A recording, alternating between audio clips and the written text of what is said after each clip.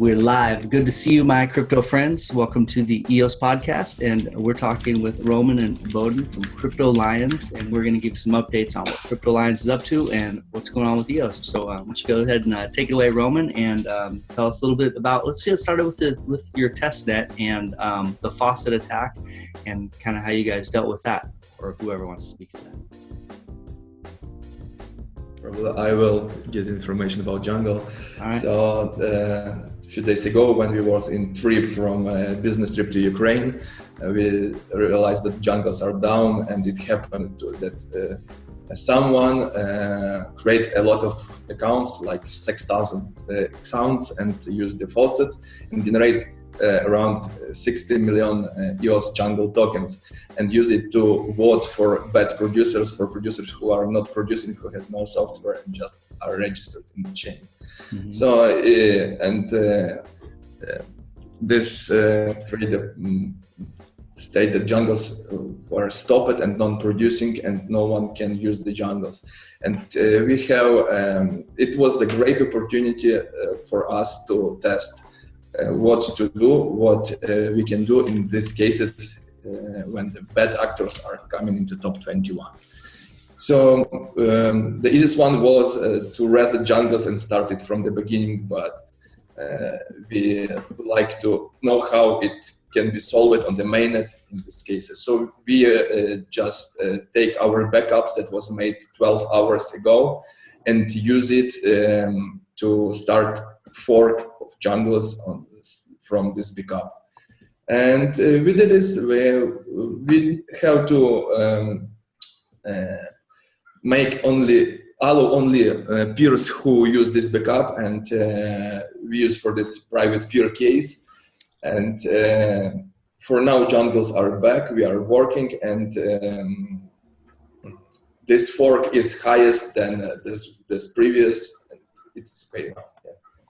Yeah. It was good to learn. Congratulations getting that fixed like you guys did, and I saw it happen pretty quickly also. So that is a good. Does that use case or the way that you guys fixed that translate to a way that the main EOS chain could be fixed? Was it practice for something like that possibly? Yeah, we learned one thing. We used backup, and it was after we realized that between backup and bad block was some time and some transaction that we lost. Then we lose, and then we understand that there is the better way. We can do hard replay till bad block, and then do a fork.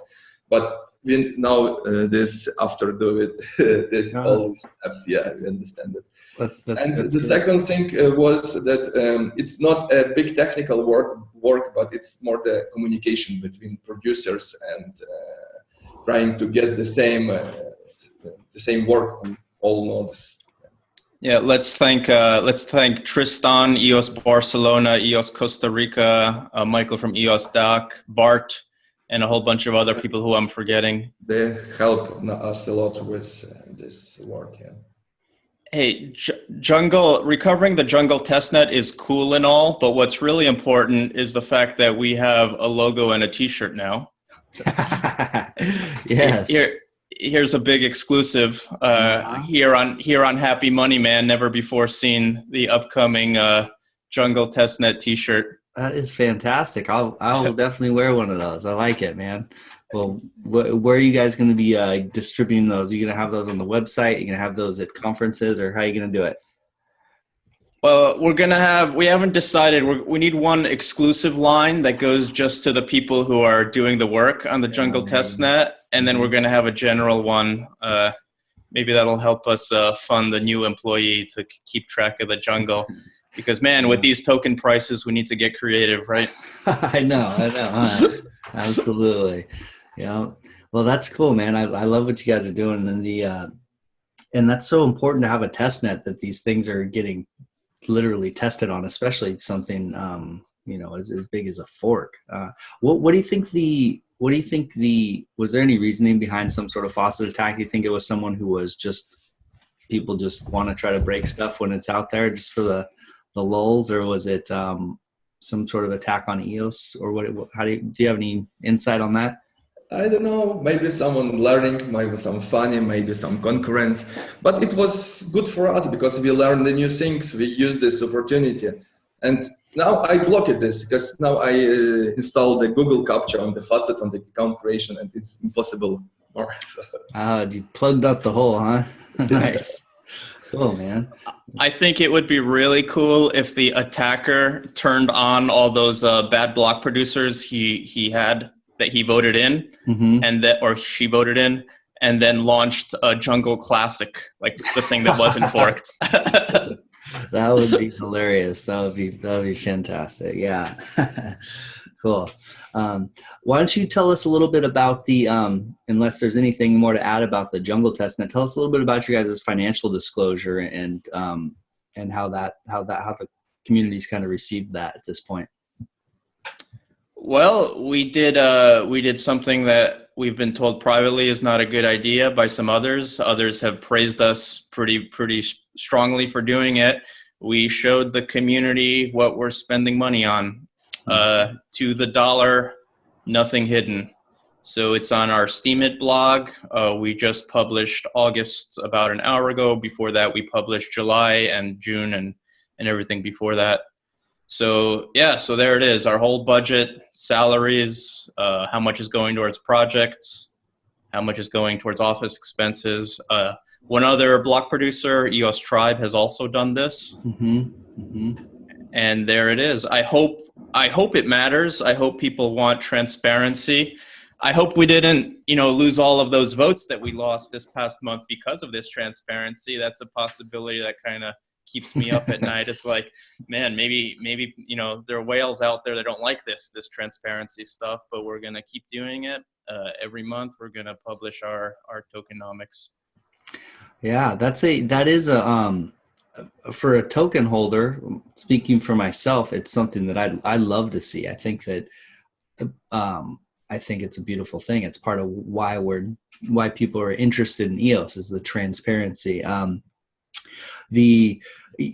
heard the argument from block producers who don't necessarily want to do that type of disclosure that they want to do it every 6 months so that they can have a grander kind of plan that they lay out and then try to accomplish and show you whether they accomplished it or not.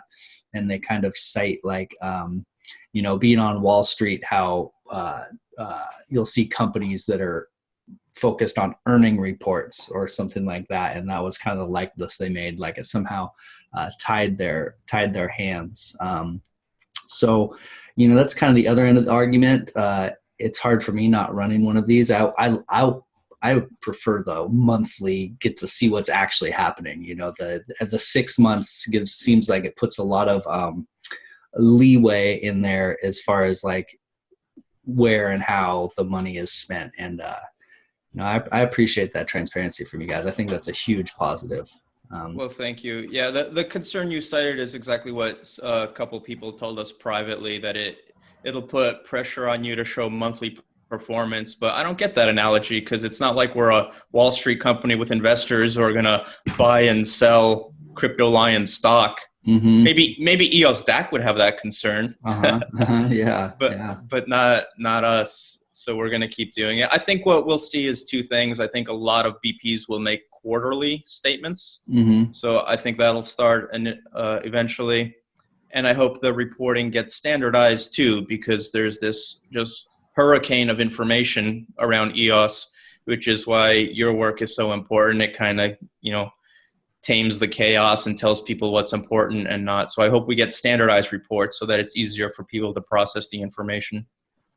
Yeah, absolutely. Standardized reports would help. It'd give, and also at some point, some sort of central place where you can kind of go and see comparisons. Once they're standardized, see comparisons of how block producers are structured, how much, maybe how much staff they have and how much infrastructure spending and how much community spending, that type of stuff broken down. Because one of the interesting things we see with block producers is there's so many different approaches. It's like running a startup. I was talking with EOS Costa Rica about how it's like running a startup, and you have some block producers that are more of bootstrapping and with a real lean team, and then you have some block producers who are building a bigger team and bigger infrastructure, taking different approaches to the same the same problem. So the financials are going to be important because that makes transparent how they're doing the approach, because it's hard to see necessarily from the outside. But EOS Tribe seems like another one that is bootstrapping their operation more. So I watched that interview, by the way, with Costa Rica. Yeah, they were a great team. Yeah, they were doing data centers for decades before EOS came around. It's a great background. Yeah, absolutely. That was interesting to hear how they'd been doing data centers like that, and how they basically came. I mean, they as far as the technical aspects, they have all the tools that they started with the tools. They were already doing this type of stuff, so that was cool. Were you guys Steemit witnesses at any point by no on your team? No, we were doing Bitcoin stuff back in 2013. Okay. We built a block explorer, then we built a little gaming site, and then I left the crypto stuff to try a different startup, and I came back to crypto land just when I started hearing about EOS. Oh, cool. Okay. Yep. Yeah.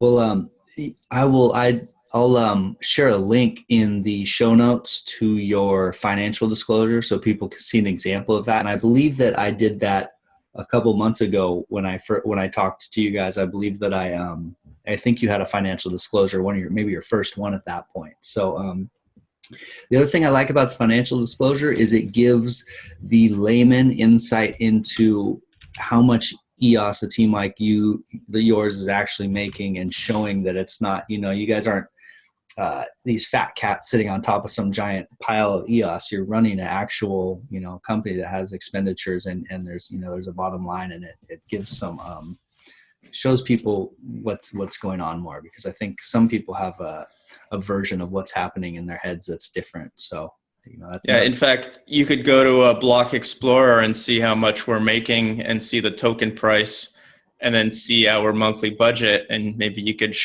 you'll share our stress a little bit. Yeah, exactly. I know that if people are sharing your stress, you guys are running the Jungle Testnet, you're doing big things. So it's, everyone can share in that stress a little bit as you guys make it happen. But,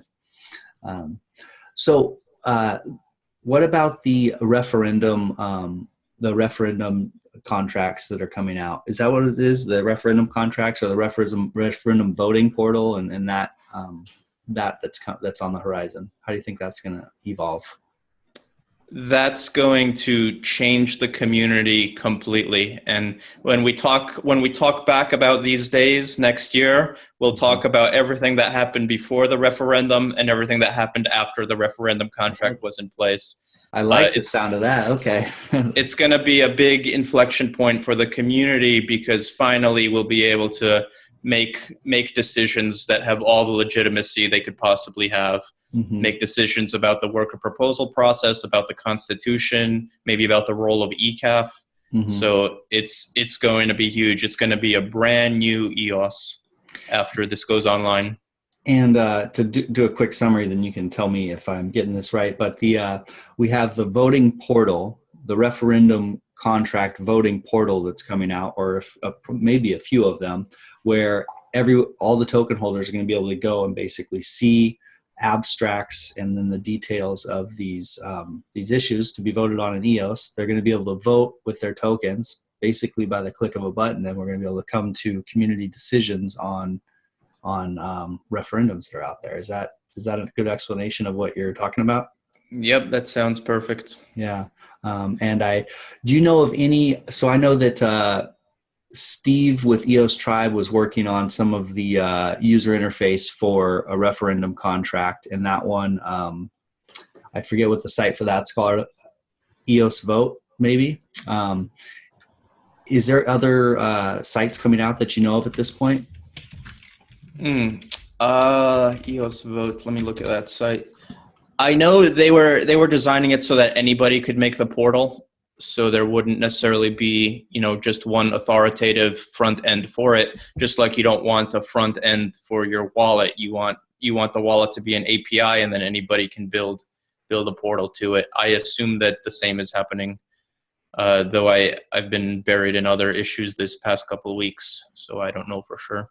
Yeah, I'll look that up as well and put that in the show notes. I know that he I clicked through one of the voting portals, and it was actually really smooth. It was made a ton of sense, and I think that's going to be something really important for these issues for people who care to vote. You know, you want it to be really easy for them to have a clear interface. So looks like we have that happening as well. So that'll be pretty cool.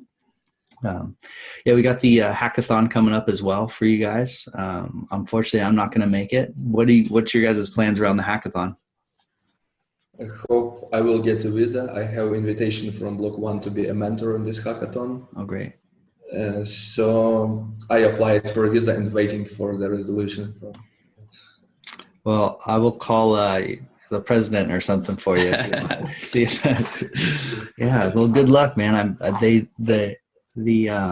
I've heard good things about the Australia hackathon. I have a friend who went out and was a mentor there, and he had a great time and said that he's going to try to make all the hackathons from here on out. Wow. So it was amazing. Yeah. So I hope you make it. As a warm up to being a mentor there, Bohdon built rock paper scissors on the blockchain. Oh yeah, nice. Yeah, just to learn and to know how to write on contract. I can share this. I think I will publish it next week. It's like this. Yeah, you can. No way. It's like finish the game already, and then the problem was that when I do a move, how to do it so that another opponent will not know what I moved, because then we will know game. So I make some script that send first the hash of move with some nonce, and when all send all hashes, they will send the move, and then they confirm the move. So you can know until all players will move, they will not know what move made the opponents. So they both have to have their move confirmed before they can see the other one, huh? Yeah. That's great. Now you just need to let them bet EOS on it, and you're gonna have a hit on Reddit. You're gonna have people. Oh my gosh! Have you guys looked in, or did you follow EOS Dice at all, or have you seen anything that's happened with it, or do you know how it's?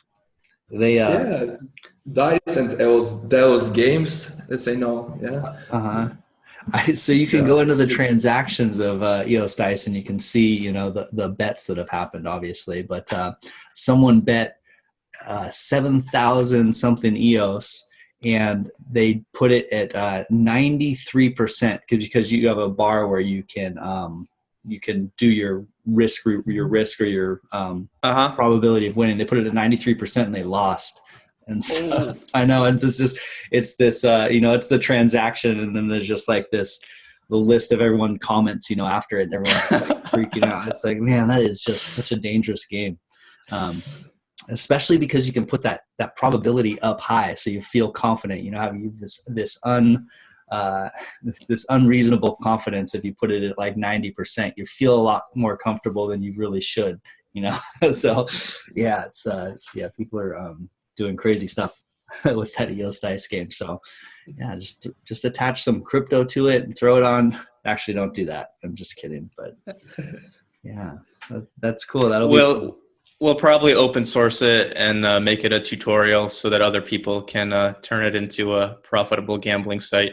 That's a much more altruistic. They open source it.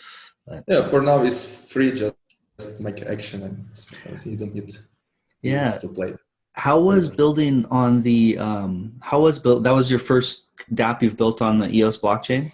And how was it? The first was on the down 3, probably March, but since that time a lot changed, and it was new work, and I like it. Yeah, it's not so hard. I'm also not C++ developer, so it was for me new, but it wasn't hard. There's a lot of examples you can learn and do this.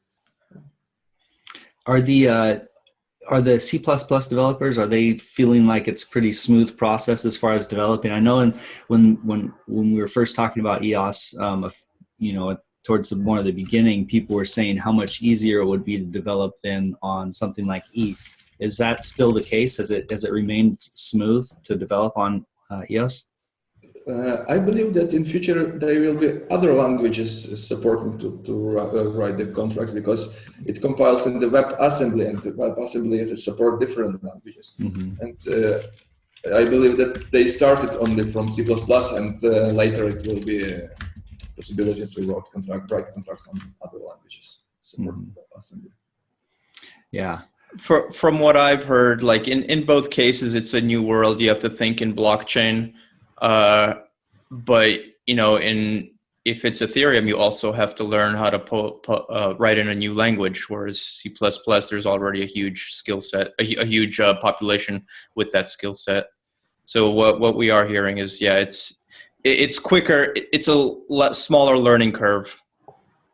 Yeah. Have you guys heard any rumblings about Rust, the coding language Rust? And is that something you have any thoughts on that? I heard I have a few friends, developers that working with it, but I can't comment more. All right. Yeah, just some people get really excited about new languages. I was just wondering if you guys had heard of it. Tell me about your performance bonds, because I know that's one thing that people are really excited about that you guys are working on. So. Yeah, so we're building we're trying to fill a niche. This niche is informed by what might happen to the Constitution. The Constitution may go from banning a lot of things to banning very few things. So if that happens, which it seems likely, then we will need to exert social pressure to replace legal pressure. And one way to exert social pressure is to allow people to post bonds, to freeze a bunch of money, which guarantees good behavior. So that's what we are building. You can call them performance bonds. We're using the name Deru. I really like this name. Deru is the Proto-Indo-European word for tree. And it seems like the English word truth evolved from the word for solid, which itself evolved from the word for tree. So we're calling ourselves Deru. We've had quite a few people sign up already, and a few other BPs express interest in collaborating, which is great. We don't want this to be a Crypto Lions project. We want it to be a community project. Those that have signed up will hear from me this week. We'll start our community building. We plan to have an MVP by the end of this month, so very, very soon. And if anybody wants to sign up, just go to deru.io, deru.io. So the way it would be used, we'll be the first users of it. Crypto Lions will say, we will abide by the Constitution of EOS, and here's a guarantee. We still haven't decided how much of our EOS, maybe 10% of our monthly, 10% of our monthly will go into a bond saying we will abide by the Constitution. So then you know that we're not going to disappear anywhere. We're not going to do something bad and disappear because we have this money that's locked up. That's the most obvious use case, but then everyone can start using it. Merchants can start using it. It can be a thing for merchants to say that they have this bond so their customers feel confident that the merchant isn't going to run away with their money. It can really extend outside of the crypto world. Journalists can make like a bug bounty program. If you find any errors in my reporting, you can collect a bond. That would be awesome. That would, help people rise above this storm of fake news. Post a guarantee that you're not saying anything false. So I think it's a small thing. Technically, it's a small thing, but the repercussions can be enormous. We were talking to EOS Amsterdam we had a wonderful dinner a few days ago.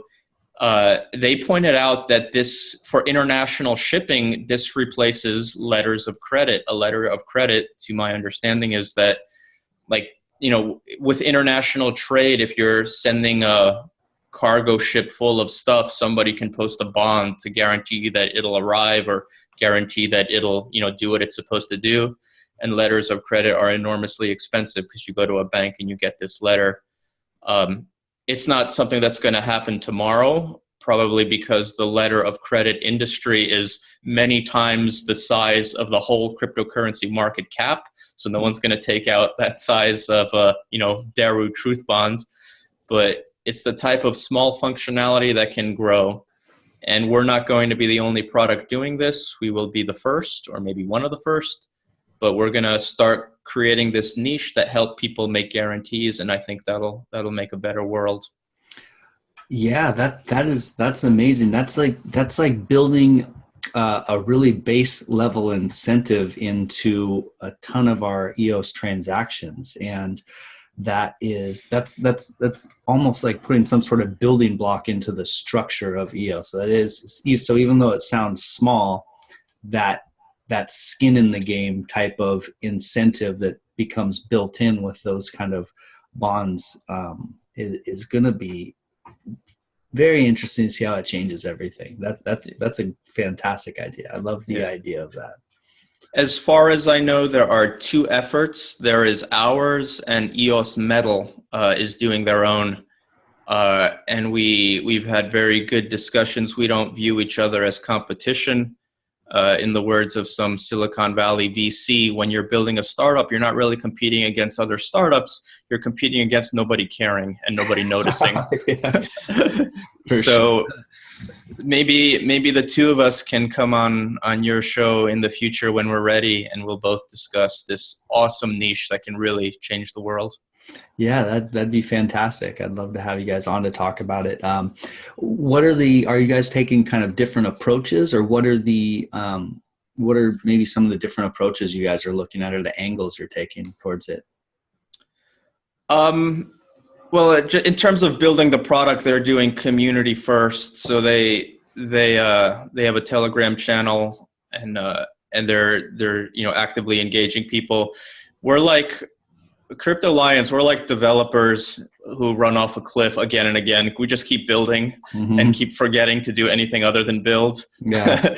But we have a mailing list, and we have people joining it, and we have other VPs who want to get involved. So end of this month, I'm going to, for the first time in my life, stop building and stop building the product and start building the community. That's my promise to myself, because we've made that mistake before.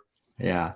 Well, you guys have built a real strong following around the people who have found Crypto Lions and do follow them, even though you're not actively building a community. The people who have kind of found you, you've almost, you guys are finding your 1,000 true fans there. So I think that'll serve you in the long term. Yeah, well, thank you. We're very grateful. Our position in the rankings has fallen precipitously, but even now where we are, we have everything that we want. We have what seems like a good reputation. We have a budget, a business, and the opportunity to build things that matter. Absolutely. Do you feel like your votes, your ranking, did it fall off with a few big voters falling off, or was it a lot of small voters? Oh, definitely big voters falling off. It was Bitfinex proxies. Yeah. Okay. Mystery to us, but that's okay. It's still very early. Yeah. What are your thoughts on how Bitfinex is handling their voting proxies? Do you think they've done enough there? Do you think they could do it different? What are your thoughts on that? I don't really have that much insight. I want to give an opinion. I'm not afraid of controversial issues, but I really don't know one way or the other. If they're representing the will of the token holders, then that's all we can ask for. Yeah, I don't think I have a good enough understanding to speak on it. I have a surface understanding of how they handled it. So I'll dig into that a little bit more before I have an opinion as well. But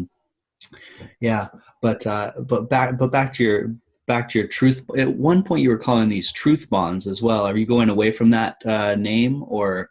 Man, maybe you can help me, because I don't know what to call it. The options are truth bonds, then there's performance bonds, which is a little easier to say, and then we decided to go with the brand name Deru, Deru. Okay, so it's all of the yeah.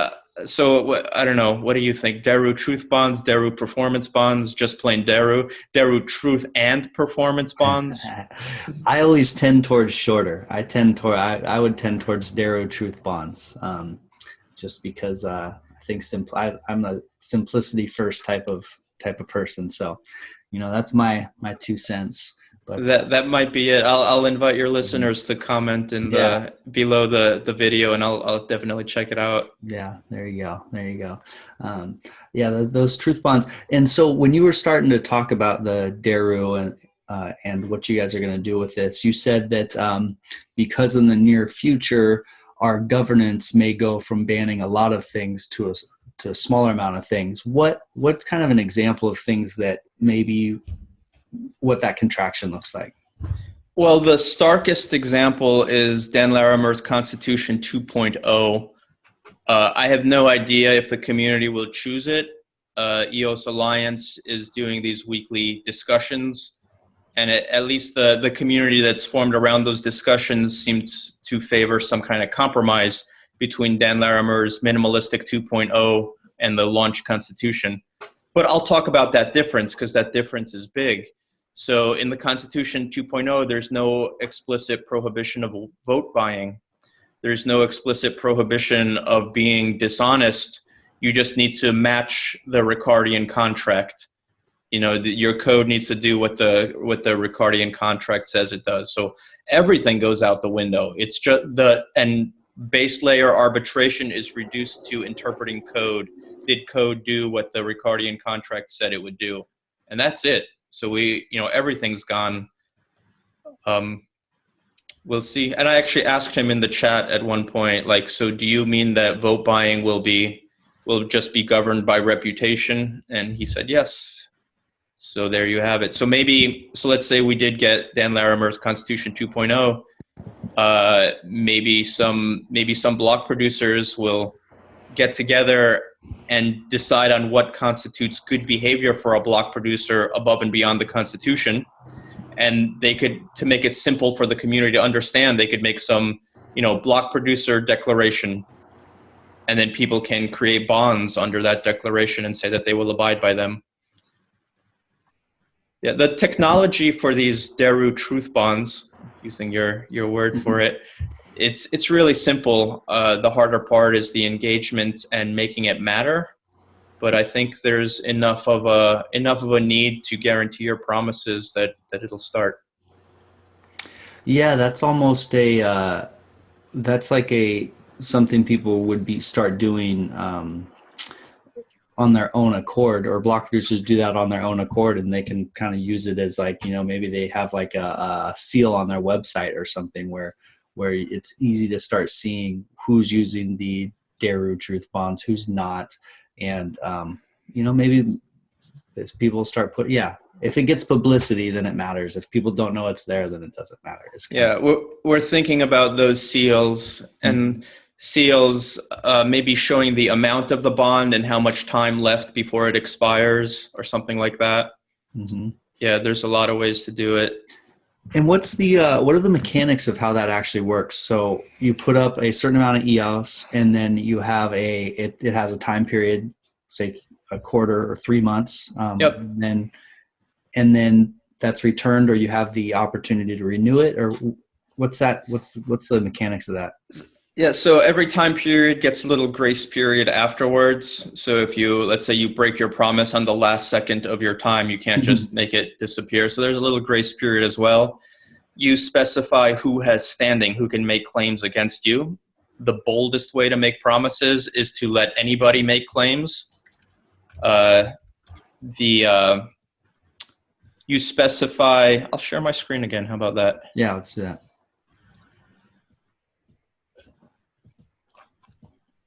So we have this wizard, so you specify the period and you get an automatic grace period depending on the length of your promise. You specify the number of tokens. You make your promise. There are some other conditions to make sure that you're not using tricky language, like you promise not to just overload, you promise to make a good promise. Mm-hmm. Mm-hmm. Standing. Who can make claims against you? You can be bold and say anyone, and you can say only these accounts can make claims against me, against the promise. Mm-hmm. You can specify two parties who will be the benefactors. You can say that the person making the claim will get the reward, so then it's like a bug bounty program. Mm-hmm. Or you can say that a particular account, let's say a charity, will get the reward. Oh, cool. And you can make it 50-50 or whatever, 20-80, whatever you want. You can specify partial violations so you don't lose your whole thing for something small. Part of this is helping people make good promises and not overlook sort of side conditions. You get to choose the judges because this needs to go to a human. Mm-hmm. I listened to a very good interview again by the EOS Alliance with the guy who did the online arbitration for PayPal. Very good insight. Okay. So he talked about automating this, which I'm very interested in doing, but we'll start with human judges. And then that's it. Then you wrap it up and put it on chain. And the way it'll work is that there's also an interface for searching promises. And it'll go, if there's no claim against your promise, then the money gets returned to you. If there is a claim, then some human will look at the claims one by one and go through them.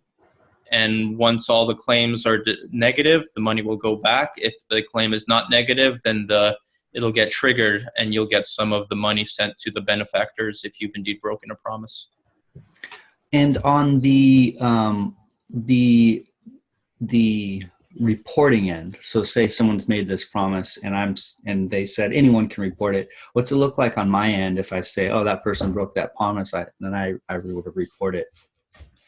So, okay, you can, if you're in the bug bounty business, you can just search the promises and you can search the ones that you have standing against, and then you can read them. You press a button to file a claim. Filing a claim is a similar wizard to this. It's just shorter. You say why you think they broke their promise, and then you just put that on chain.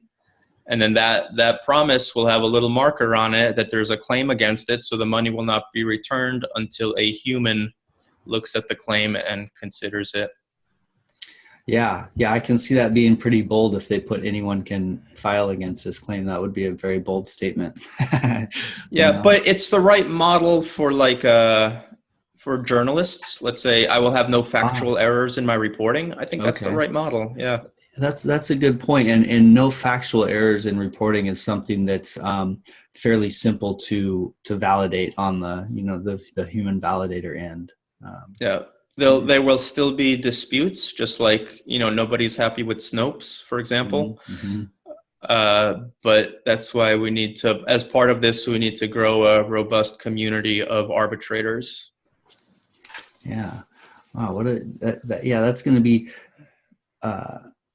cool to see how that plays out. Do you see these Deru truth bonds also being used for like between individuals often? I mean, is there anything out here like a truth bond currently just in between, two people in the public?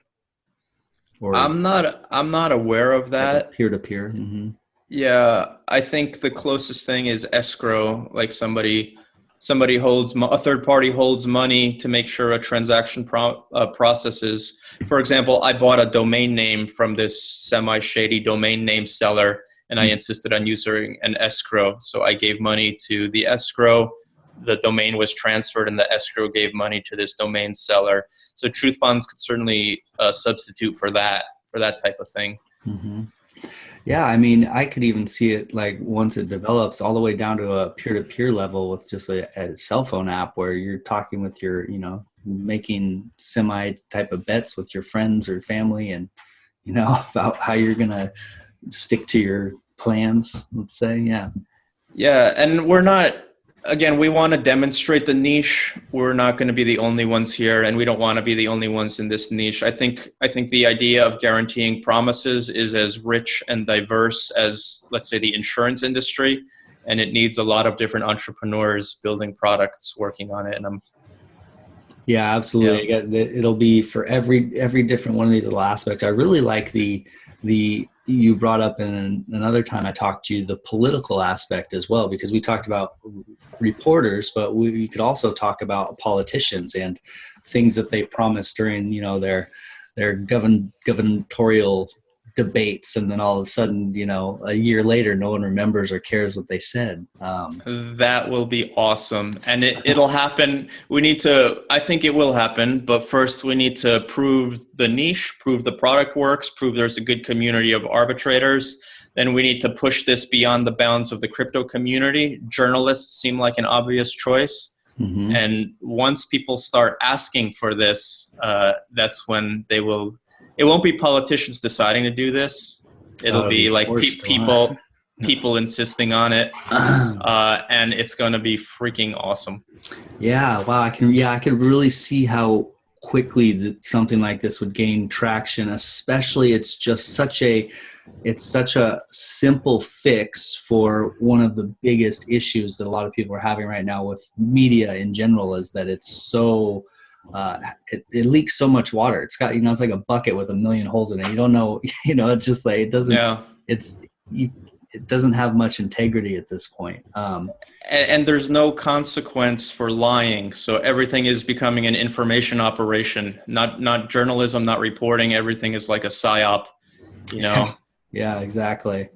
And that's something that I've really noticed since I've started doing media, is that there's such a large portion of information that's disseminated to the public is secondhand, thirdhand. It's someone going on, watching other videos, or, you know, reading other articles, getting facts from them, and just writing kind of their own opinion on it. And so it's almost like a game of telephone, where there's a few people grabbing the firsthand information, and then there's, you know, 10 levels of people re-talking about it in different ways, and it's like it just gets so twisted so quickly, and it's, you know, becomes unoriginal. And so truth bonds would change the game on that. You'd have a lot more accountability for how you getting your information, how valid it is. It would journalists would need to be validating their facts as opposed to throwing them out as quickly as possible.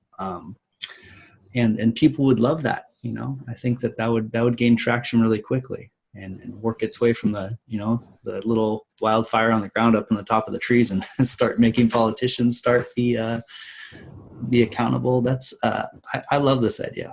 It's really interesting. Are you familiar with Nassim Taleb? Oh yes. Okay. I think we quoted him in our block producer candidacy announcement. Yeah. I would just love to see him get a hold of what you guys are doing on Twitter or something, and maybe give you guys a retweet. I know that's a long shot, but he, you know, this is the incentives line up so beautifully that, you know, I think that it's a really cool idea. It's a long shot, but the cost of trying is really low, so I'm going to try. Yeah. Good idea. Thank you. Yeah, you're welcome. Risk reward there is, you know, you got some asymmetric risk there. That's perfect. Yeah. How'd you, or when, or where'd this idea come from? Was it your idea initially? Did it come from something that's grew out of something that's been done before, or how did it come about? If you look at the EOS Go forums, you have to search around there a little bit. Like, I had a lot to say about truth, especially like Article 1 of the Constitution, of some version of the Constitution, was "don't lie" or something like that. Mm-hmm. And I was like, come on, that's you have to define that. You know, we're trying to span cultures. We're trying to reach all around the world, different cultures, different beliefs, we want to be like bigger than that. So it's not enough to just say tell the truth, because you need to like pin it down. And I went so far as to like describe like no lies by omission, no lies by distraction, no lies by like talking vaguely when you should be talking precisely, or like stuff like that. And I really tried to break it down. So it's something that I have been interested in, and the evidence is all over those forums. I was also really interested in a language called E'. You should read I wish I could Right. say you should read their Everpedia page, but they don't have one yet. So I would say read their Wikipedia page. E Prime. It's this movement for people to stop using all forms of the verb to be. Sounds crazy. Let me reel this back in. So no BR is, no is bad, is good, is big, but like seems, if in your language you get rid of the verb to be, to me it seems like you are forced to articulate many of your assumptions. You'll Can you have give to an say, example of that? Yeah. well, okay, vote buying is bad. All right, so instead of vote buying in EOS is bad, saying vote buying will cause people to incentivize short-term game ahead of the long-term health of the EOS community or something like that. You have to say this ridiculously long thing, or you have to, maybe you have a different idea in your head of why it's bad, but it just forces you to articulate it. So okay, so in general, I've been very interested in the idea of truth-telling, and after being summarily ignored in the forums, I just thought I would try to build something. So that's what we do. We build stuff. It's not a new idea, like Jetse from EOS Amsterdam told me over dinner a few days ago. It is a letter of credit. It's the same, very similar to what in commerce is a letter of credit. So not a new idea, but I think applying this new technology, crypto, to it is just killer. It might be the killer app of crypto. Yeah, absolutely. It could be. I mean, it's that one that a lot of people would see. And I like the idea of getting specific about when you have a generalization, it's like what Google did with their "Don't Be Evil" as their company model. It sounded cool at first, but then it becomes this general, non-quantifiable, non-measurable metric that ends up, you can basically do all kinds of these vectors of attack on a broad statement like that. Same thing with "don't lie." Unless you specifically say "don't lie by omission," don't lie these different ways. There's so many ways that people don't feel like they're lying, but they're stretching the truth in a way that's dishonest. So yeah, I'm on board with that. That's a good concept, and I can see how it is a little bit of an abstract concept. So until you start coding it and like, here's how we're going to tell people not to lie, it's kind of like, yeah, that's a good idea, but I don't know how to do it. So yeah.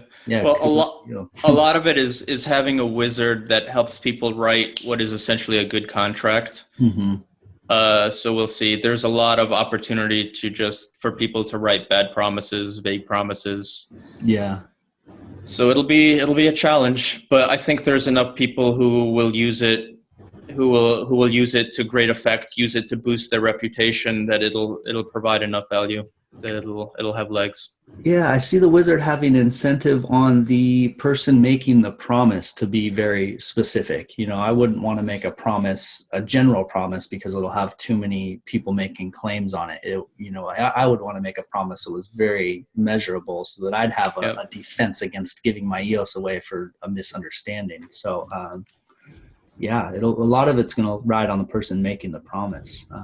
Well, I would love to be one of your, beta testers at some point. I'll do a little bit of some media promises on my end and put myself in check. I think that'd be fun. I'd like to push that forward a little bit. So awesome. When we're there, I'll check that out.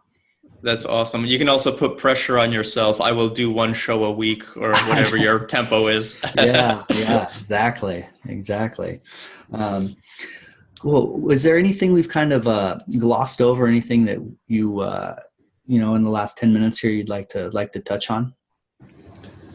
We are still working on our monitor, EOS network monitor, trying to make it stable as maximum as possible, and adding new feature, more information for users, like how many missed block was missed by producers, and general information of chain state. So, and we have still a lot of ideas to use it in the monitor to show more information. Yeah. We'll need to sell a lot of T-shirts to realize all our ideas. Yeah, for sure. Well, when you get them up, I'll grab one off your guys' website when they're up, so I can wear it during our interview.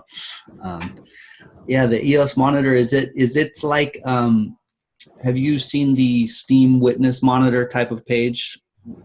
Are you familiar with that page?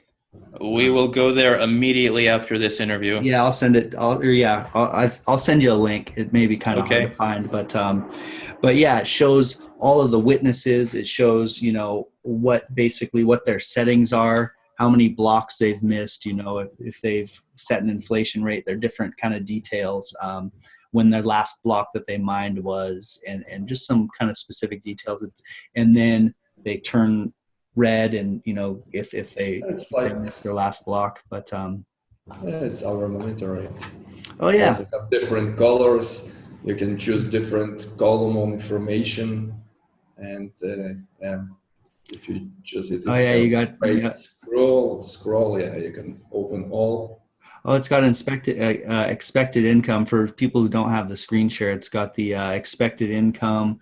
It's got the location of the block produced. It's got the number of votes they had. And the ping from Europe to the endpoints, how many block producer, the last block producer, the version of the endpoint, the address of the endpoints, location, how many blocks produced, how many transactions were in these blocks, organization name, count of votes, and you got all kinds of fantastic information there.